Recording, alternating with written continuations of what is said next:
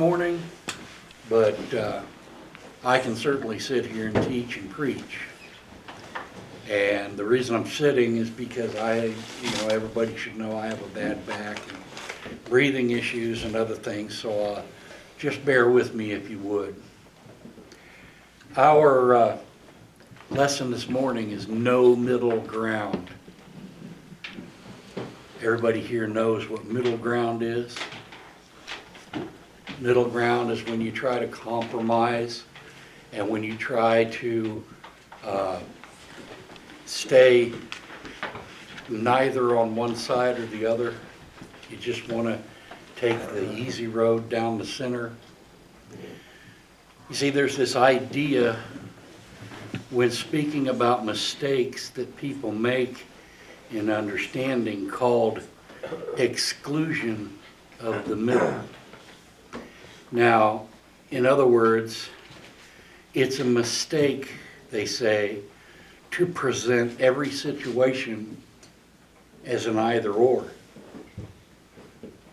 Well, now, the Bible in no way shows either or. It shows you yes or no. It's not an either or situation. You see, the mistake with this situation is that the Bible example from, let's say, the Hebrew poetry of Hosea 6:6, where it says, I desire mercy and not sacrifice, and the knowledge of God more than burnt offerings. On the immediate surface of this statement, it says mercy is more important than sacrifice. But in reality, that's called a shock device to highlight incompatibility of offering sacrifices to God. Worshiping God on one hand while harboring hate, malice, contempt, bitterness for others. It just doesn't, you can't do it, can you? You can't follow God's word and do these things. Now, on the other hand, there's the thought that everything is logical. This is logic. It's a system by which we figure out the truth that a position that you take or a position that the Bible takes is either a position of being concisely or precisely stated, and then there can be no middle ground. If God says, I want you to sing, what does that mean? God wants us to sing. He doesn't want us to play a banjo or a flute or a violin. He wants us to sing. See, it's not an either or. Well, in a way it is an either or. It's either right or it's either wrong with God. Now, when you have precise statements, there's no middle ground in there. You can't meet God halfway on anything. You have to meet God on His terms, in His manner, or you're just going to be left out. Now, this logic, declarative statements, they are either true statements or false statements. A declarative statement can be true or false. Take the statement that a cat is a mammal. Well, we all know that because the cat fits into definable characteristics of a mammal. Cat's not a fish, is it? No, it's a mammal. So there is no middle ground there. Can a cat swim? Well, yeah, but can he live underwater? Of course not. Cat has no middle ground. He's a mammal. He lives on land. He breathes air. A fish breathes air, but he lives in the water. He stays in the water. He doesn't come up for air. He stays where he's supposed to be. So those are declarative type things that we can understand, that there's no middle ground. And I want to make this clear. Everybody says, well, my Bible says this, or my Bible says that, or I've been taught this, or I've been taught that. And we were talking about studying this morning and how important it is for us to know whether what we're being taught is truth or false. Well, that's all there is in the Bible. There's either truth or it's false. Everybody here understand that? If you don't, you need to understand it. You need to know it. You need to keep it up here at all times. And I want to show you a statement made by Jesus, that these statements do not allow for a middle ground. In Matthew chapter 7, verse 13 and 14, it says, "Enter by the narrow gate, for wide is the gate and broad is the way that leads to destruction. And there are many who go in by it. Because narrow is the gate and difficult is the way which leads to life. And there are few that find it." Simple, declarative statements.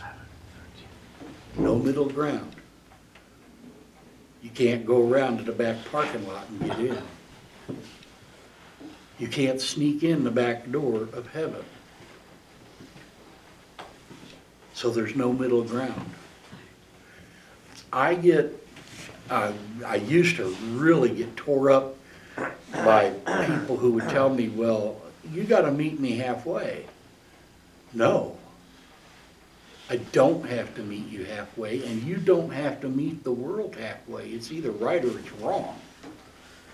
Are you here to be in the world, part of the world? Or are you here to be and be of the world? Are you here to be in the world, only passing through for a temporary time before you get to heaven? There's no, it's either one or the other. There's no middle ground in there anywhere. You see, there's a narrow way and a wide way. And the drawing of the analogy of the gate must be something you enter through to get to what? To life.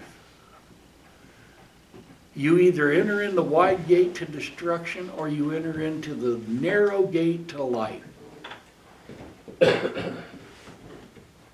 There's, like I said, no back way in. There's no other path. There's either the right path or the wrong path.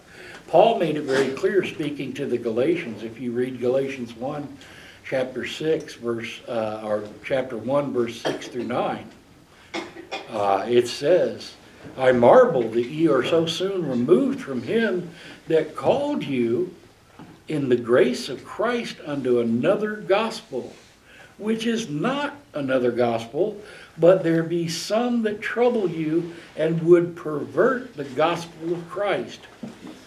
But though we or an angel from heaven preach any other gospel unto you than that which we have preached unto you, let him be accursed.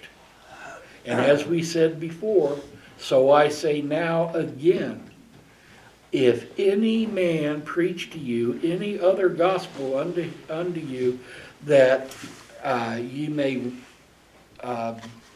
be cursed."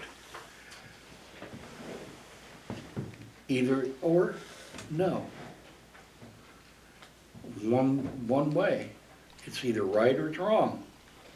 Now, Romans 1:16 says, "For I am not ashamed of the gospel of Christ, for it is the power of God unto salvation for everyone who believes, for the Jew first, and also the Greek." So do you see what we're talking about here with no middle ground?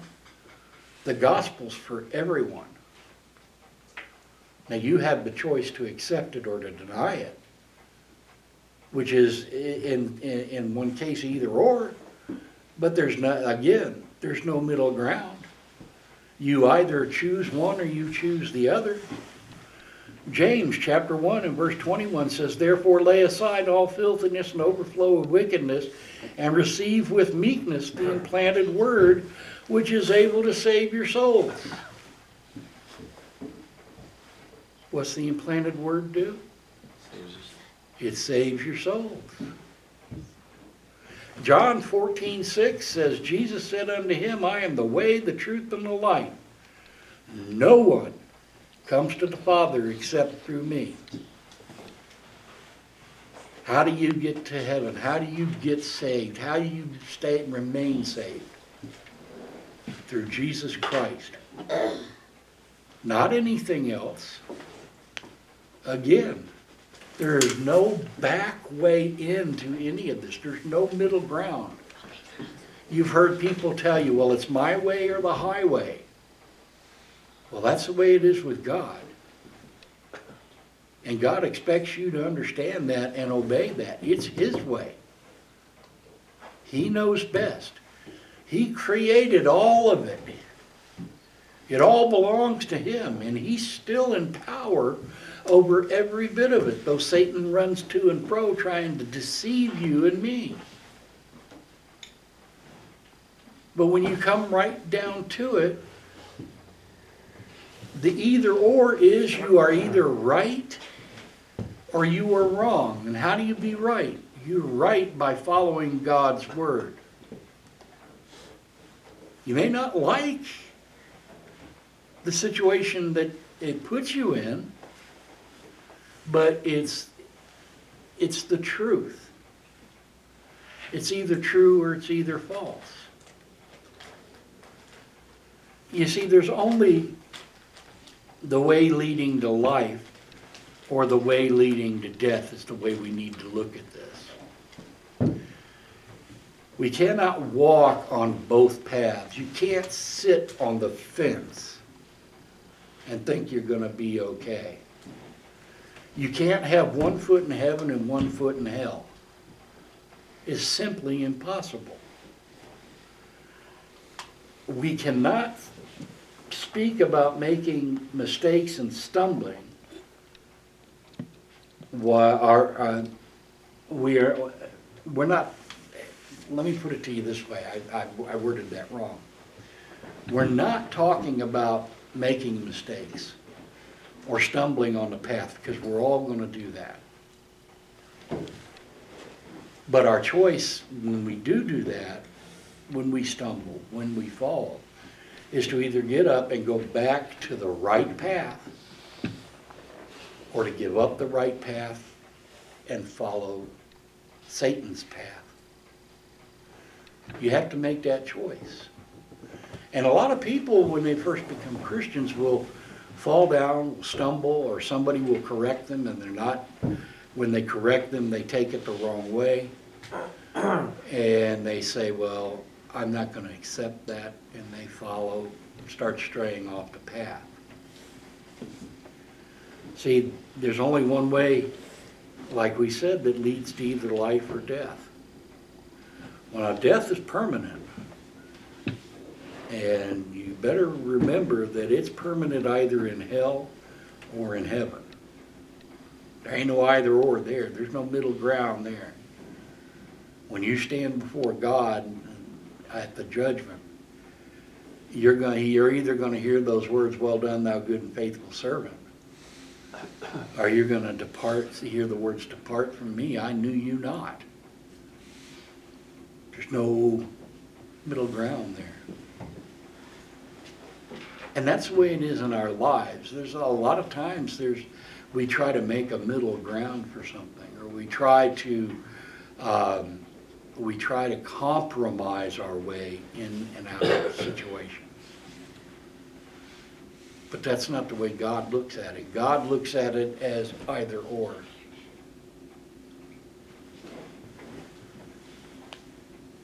Luke chapter 16 and verse 13 tells us, "No servant can serve two masters, for either he will hate the one and love the other, or else he will be loyal to the one and despise the other. You cannot serve God and mammon. See, after Satan told Jesus, fall down and worship me, in Matthew chapter 4, verse 10, Jesus said to him, away with you, Satan, for it is written, you shall worship the Lord your God, and him only you shall serve. Well, where's the compromise there? There isn't one, is there? Joshua said, choose for yourselves this day whom you will serve, in Joshua 24, verse 15.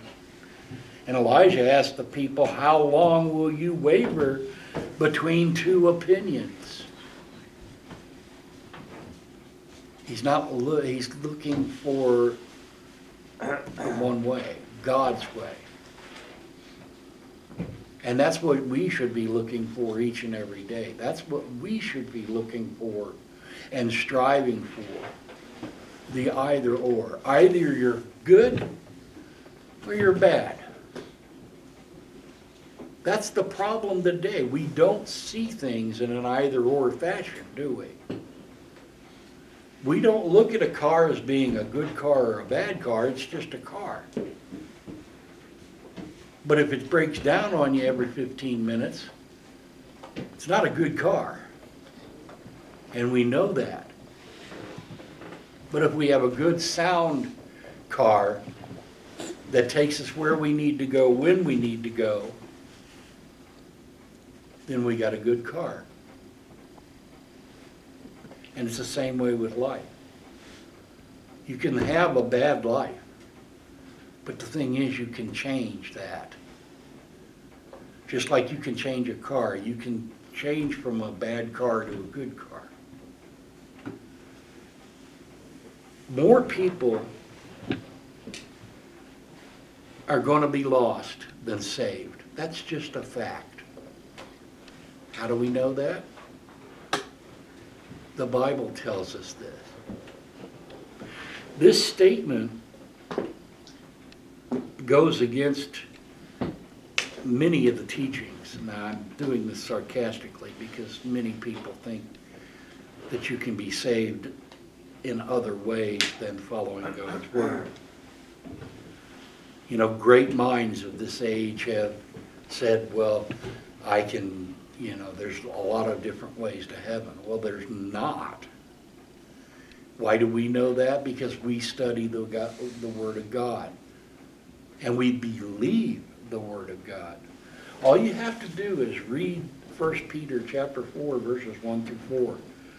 Or simply read Matthew 12, 36 and 37. It says, but I say unto you, that for every idle word men may speak, that they will give account in the day of judgment. For by your words you will be justified, or by your words you will be condemned.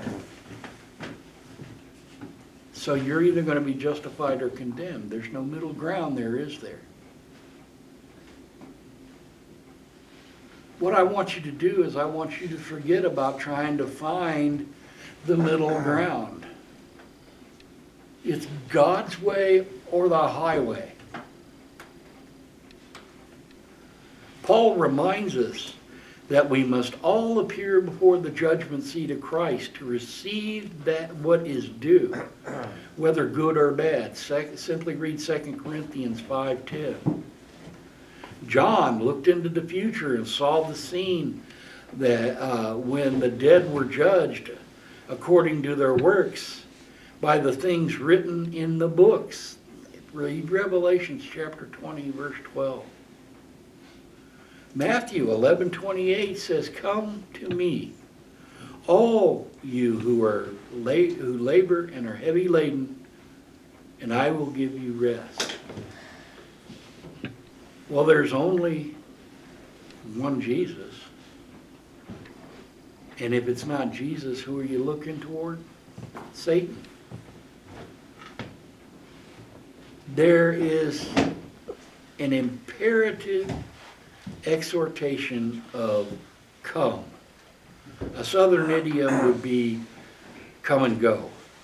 But the real emphasis on the verse is found in the I of the verse. I will give you rest.